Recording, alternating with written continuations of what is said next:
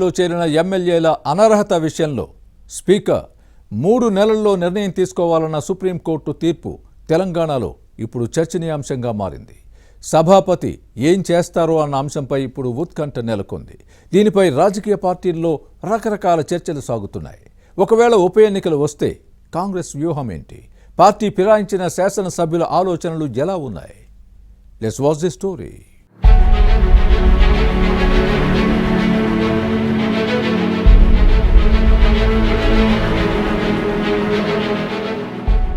Party ఫిరాయించిన ఎమ్మెల్యేల అనర్హత వేటు అంశం తెలంగాణ రాజకీయాల్లో ఇప్పుడు చర్చనీయాంశంగా మారింది. ఏ ఇద్దరు నేతలు కలిసినా ఇదే చర్చ సాగుతోంది. బీఆర్ఎస్ నుంచి కాంగ్రెస్లో చేరిన 10 మంది శాసనసభ్యుల విషయంలో స్పీకర్ నిర్ణయం తీసుకోవాల్సి ఉంది. సభాపతి ఏం చేస్తారన్నది ఇప్పుడు అందరి మదిని తొలుస్తున్న ప్రశ్న. 3 నెలలలోపు స్పీకర్ దీనిపై చర్యలు తీసుకోవాలని సుప్రీంకోర్టు తీర్పు ఇవ్వడంతో ఈ అంశం మరింత ఆసక్తిని పెంచింది. తీర్పు తమకే అనుకూలమని అటు అధికార కాంగ్రెస్, ఇటు ప్రతిపక్ష బీఆర్ఎస్ ప్రకటించాయి. ఇక స్పీకర్ సైతం ఇప్పటికే శాసనసభ్యులకు నోటీసులు ఇచ్చామని, పలువురు తమకు మరింత సమయం కావాలని కోరారని ప్రస్తావించిన అంశాన్ని గుర్తుపెట్టుకోవాలి.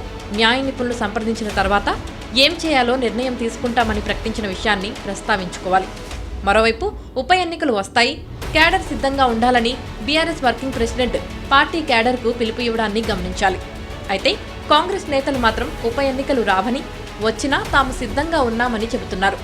ఒకవేళ స్పీకర్ అనర్హత వేటు వేసి బైపోల్ వచ్చినా గెలుపు తమదేనని ఫిరాయింపు ఎమ్మెల్యేలు పైకి మేకపోతు గాంభీర్యం ప్రదర్శిస్తున్నా లోలోపల మదన పడుతున్నారు.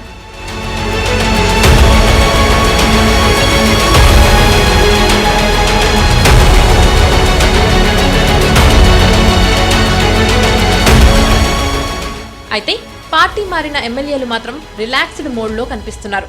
తాము వేసుకున్నవి దేవుడి కండువాలు అని, నియోజకవర్గ అభివృద్ధి కోసమే సీఎం రేవంత్ను కలిశామని అప్పట్లోనే చెప్పిన విషయాన్ని గుర్తుపెట్టుకోవాలి. ఇక అసెంబ్లీ సచివాలయం కూడా కారు దిగి కాంగ్రెస్ కండువా కప్పుకున్న ఎమ్మెల్యేలను సాంకేతికంగా ఇంకా బీఆర్ఎస్ శాసనసభ్యులుగానే పరిగణిస్తోంది. అసెంబ్లీ బడ్జెట్ సమావేశాల ముగింపు సందర్భంగా విడుదల చేసిన నోట్లో పార్టీ మారిన 10 మందిని బీఆర్ఎస్ ఎమ్మెల్యేల జాబితాలోనే చూపించారు. ఇప్పటికీ అసెంబ్లీ అఫీషియల్ వెబ్సైట్లో కాంగ్రెస్ శాసనసభ్యుల సంఖ్యను 65గానే చూపిస్తున్నారు. సుప్రీంకోర్టు నేరుగా ఏ నిర్ణయం తీసుకోలేదు. దీంతో బంతి స్పీకర్ కోర్టులోనే మళ్లీ పడింది.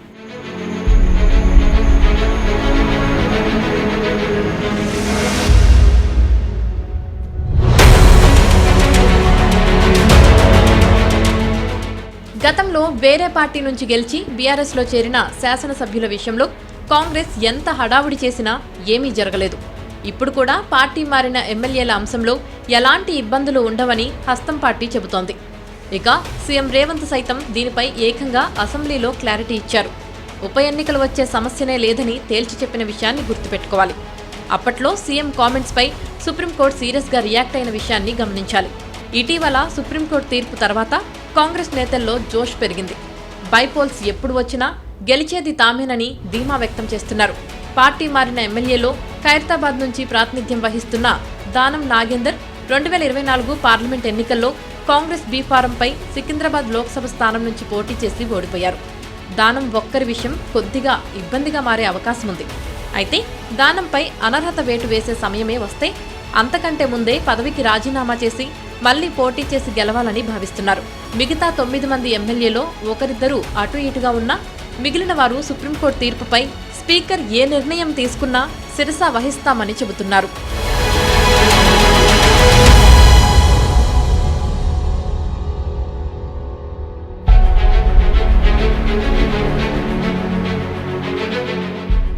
ఒకవేళ తమపై అనర్హత వేటుపడి బైపోల్ వచ్చినా కాంగ్రెస్ నుంచి పోటీ చేసి గెలుస్తామన్న ధీమా పార్టీ ఫిరాయించిన శాసనసభ్యుల్లో కనిపిస్తుంది.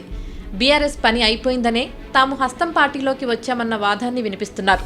ఇటీవల ప్రభుత్వం తీసుకుంటున్న నిర్ణయాలతో ప్రజల్లో కాంగ్రెస్ గ్రాఫ్ పెరిగిందని, ఉప ఎన్నికలు వస్తే 2023 కంటే ఎక్కువ మెజార్టీ సాధిస్తామన్న ధీమా వారిలో కనిపిస్తోంది. స్పీకర్ ఏ నిర్ణయం తీసుకున్నా తమకు వచ్చే ఇబ్బంది ఏమీ లేదని హస్తం పార్టీ భావిస్తోంది. సభాపతి నిర్ణయం వ్యతిరేకంగా ఉన్నా గతంలో బీఆర్ఎస్ పార్టీ వ్యవస్థలను ఎలా మేనేజ్ చేసిందో ప్రజలకు వివరించవచ్చని కాంగ్రెస్ నేతలు భావిస్తున్నారు. ఉప ఎన్నికలు వస్తే ప్రభుత్వం చేస్తున్న అభివృద్ధికి ప్రజలు పట్టం కడతారన్న ఆశాభావం వ్యక్తమవుతోంది. ఇక స్పీకర్ నిర్ణయం ఎలా ఉంటుందో చూడాలి.